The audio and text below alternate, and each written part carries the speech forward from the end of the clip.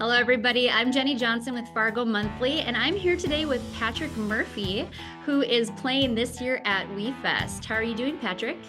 Good, good. Thank you for having me today. Of course. It's so excited to talk to somebody who's actually from Minnesota. So you're almost a homegrown I lake know. country. You know it, you've lived it, you've breathed it. You grew up in Perham, Minnesota.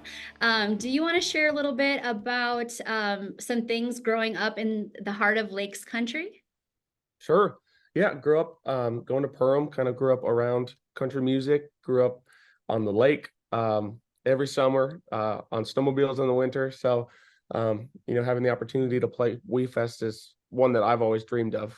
It's definitely, I think, the number one on my bucket list of festivals to play. So I'm super excited about that. But yeah, I'm just excited to come back and see friends and family and to be able to kind of show them, all of these years down in Nashville, what it's been doing for me and how fortunate I've been to have so much happen in my career up to this point and just to kind of see where everything goes. But yeah, I definitely miss it. I mean, I miss water and boats and all that kind of stuff. So it's nice to have a reason to come home and also to be able to play a show and not only to play a show but to play WeFest is pretty dang cool to say. So Yeah, and you just shared a fun fact. I hope you don't mind me resharing this, but you had mentioned that you actually worked at WeFest back in like junior high, kind of working in the hospitality area. So, what do you think you're most excited about actually coming back now as a performer, thinking of back of when you used to, help out and be an employee there? yeah. I think honestly, I'm just like I love festivals in general. I think they're just so much fun because I grew up loving country music and I still do. So for me, like even though I get to play a show, I'm still a fan at the end of the day. So that's always something that I look forward to with festivals. But I mean, for this particular one, it's just kind of that full circle moment of like, dang, in seventh grade, I was pouring milk for VIP ticket holders and whatnot in the hospitality tent. So, for that to come full circle and to be now playing and to be one of those people that all these people are coming to see is pretty surreal to be able to say. But also just something that, to me, I don't take lightly, and I want to make sure that like when I go to me home, like those hometown shows are the most pressure. So I'm like, well, I want to make sure that I give everything I have and give the best show for all these people that have watched me for years and years, kind of start with me in a piano playing at little bars around the area, and now to be in Nashville, but coming back and playing the biggest festival in the state is pretty crazy. Yeah, I actually think it's one of the biggest festivals in the country, It actually. is, I believe so as I well. think And so. I ask a lot of like people that I write with that play for other artists, and when they ask me where I'm from, I'm like, you maybe played, this festival up there. It's called We Fest, and you're like, oh yeah, we've played We Fest. We love We Fest, so it's cool, when somebody that plays with Keith Urban or somebody that plays with Cole Swindell or Thomas Rhett, and they're like, "Oh yeah, we love like that's such a fun festival." So it's cool to have that kind of thing about the festival. Not all festivals have that um, excitement about them and that like that memorable feel. Yeah, absolutely. Well, I mean, you're from coming from Minnesota, you kind of know what we're like. I'm from Minnesota too. I mean, we are kind of crazy. We go all in, especially at WeFest. So it's really cool to hear that feedback from some of those other performers. When you were saying that you poured milk, I'm pretty sure they don't serve milk anymore at WeFest. Oh dang, that's too bad because I for sure did. That's not a lie. There's a Because I lot of remember beer. There's a lot of the beer. milk, I know, but the milk would come in like this bag, and it was just like the most problematic thing to switch in and out. But you'd be surprised. I think probably maybe because so many people were hungover, but like we would burn through it. It was no joke. So I don't think I'd want milk if I was hungover, but that's just I me. don't. Well, hey, that's maybe just a northern thing though. Like I've, teach their own. Yeah, no, for sure. So how long have you been living in Nashville now? So I moved down here after graduating high school in 2016. So I'm coming up on 8 years in August. So which it feels like two, which is crazy that I'm even saying I've been here for 8 years. And I mean, 2 years will be 10 years of being out of Minnesota, which is crazy to think. But um, I love it. I really do. I miss my friends and I miss my family and I miss being home. But at the same time, if I had to, have a second home, I'm very thankful that it's Nashville. The people here are, to me, it's like Minnesota's cousin. Like everybody's just so nice. People, really care about this city. I think people take a lot of pride in this city. And everybody's just so kind to each other. And to me, that just says a lot about the city itself. But also, when I think of where I want to be long term, it's easy to say, I want to be here. As much as I miss Minnesota, this is just such a fun place to live and such a, you know, easy, not easy town, but everybody's just so nice to each other that it makes being away from home a lot easier to digest. Absolutely. Just need us just a second home on a lake. That's all you need. That's the goal. That's the goal is to That's my goal just too. a place where I can come visit and, put my feet up with the lake. Exactly. So you're not only a performer, but you're also a very successful songwriter. Tell us about that. What are some of the songs that people maybe have heard that you don't perform, but maybe somebody else does? Yeah. So the first song that I ever had that was sung by somebody else that wasn't me, because typically I'm always writing for me and for my projects and for songs that I want to release and whatnot. But every now and again, there's a song that just kind of sticks out and somebody else falls in love with it. And the first song that I ever wrote that got cut by an outside artist was a guy named Joshua Bassett, and he's an actor, so he's from Los Angeles, and that was more in like the pop world. And he was just the kindest kid, and so we ended up writing a song called "Feel Something," and that was like the quickest turnaround. Every song kind of has its own life. So we wrote that song, and 4 weeks later, it was out into the world, which is about as fast as you can possibly get the song out, because you have to upload it to all the Spotify's and Apple Music's and Amazon's of the world. So that was pretty crazy. But the most recent one, and the one that's kind of change in my life is a song that I had recorded by Tim McGraw, which is called Standing Room Only. And that one went #1 on country radio this past November. So that was pretty crazy, but that one's life was a little different. We wrote that in the middle of COVID on a Zoom just like this.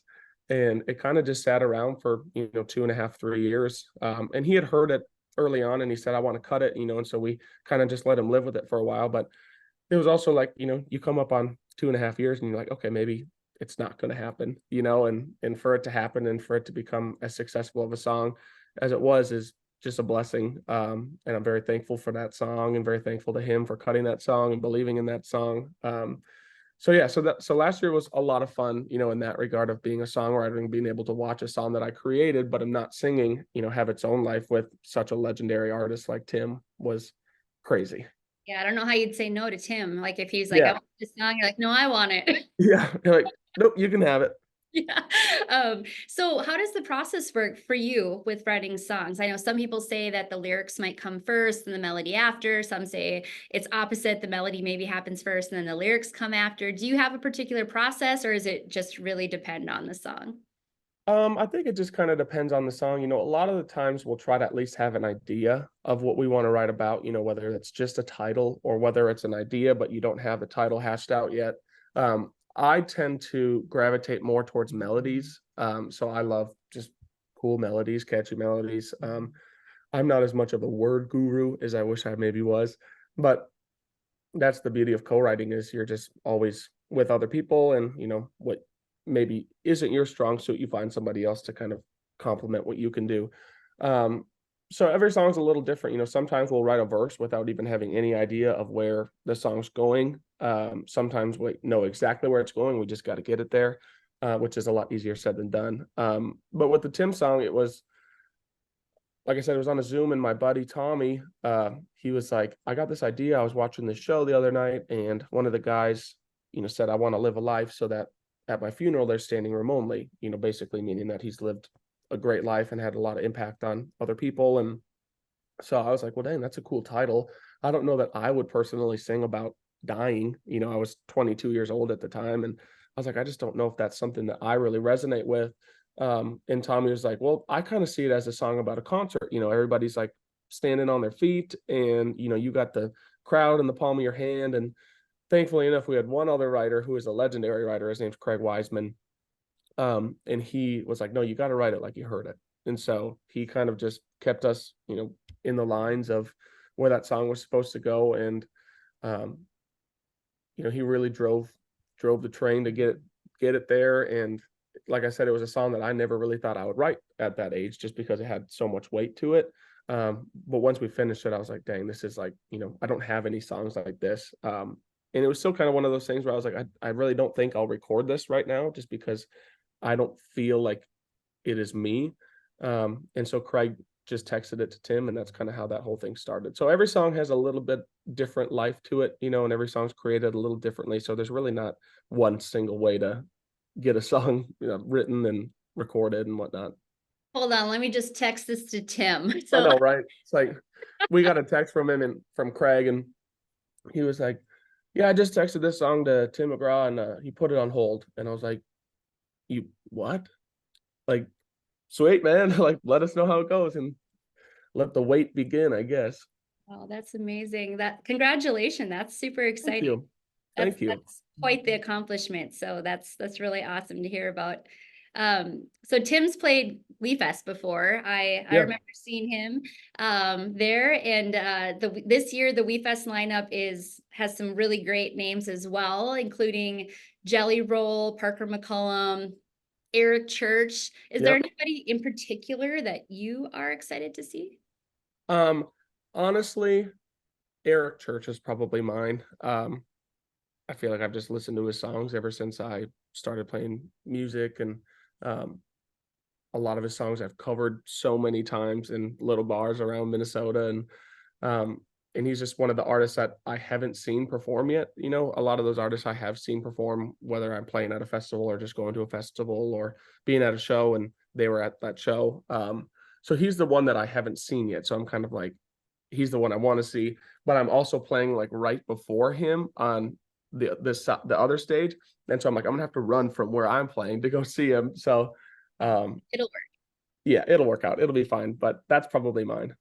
Yeah, that's awesome. Yeah, I can agree. I think I've seen Eric Church before at We Fest, and if I recall, it was very good. As I mentioned, there's lots of beer there, so that's why I say if I Yeah, sometimes those memories can become a little foggy, but um, so what does the rest of your spring and summer look like? Are you touring? right Are now you it's just coming back to Minnesota? so we played quite a few shows last year.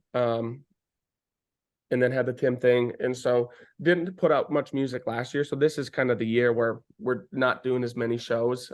So the spring and the summer are pretty light, but we're just really wanting to make sure that we get the music right. And, that's the most important thing at the end of the day. If you don't have good music, people aren't going to listen to it, and then you're not going to get to play shows. So right now it's been a lot of writing. I think we'll go, like I said, we'll go into the studio probably in a month or so, and then start recording, and then hopefully start rolling out some songs. And then I think maybe try and pick some stuff up more so in the fall, once the music has kind of done its thing and had a chance to live for a little bit. So right now it's really just making sure that we get the music right, and that's what I want to take some time on and just make sure that we really nail it for everybody. So That's great. So when you come back to Minnesota, are you going to get some time to actually hang out, or do you have to jet right out and go somewhere else? I'm not sure. We'll kind of just see. I think we might have a couple more shows, routed around that show. So it just kind of depends. Sometimes I'll get the day off, and especially when, the people that help me book my shows know that